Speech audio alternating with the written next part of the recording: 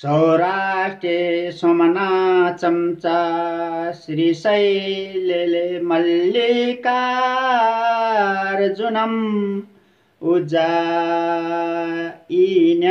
महाकालमङ्करममालेश्वरम्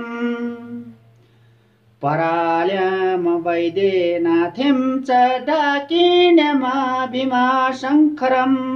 सेतुबन्धे तु रामेशं नागेशं दारुकावने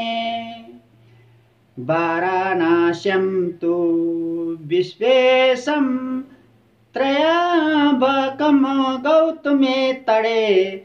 हिमालये तु केदारमा घुष्मेशं च शिवालये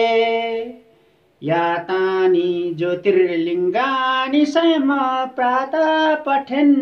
नरा सप्तजन्म कृतं पापं स्मरणेन विनाश्यति।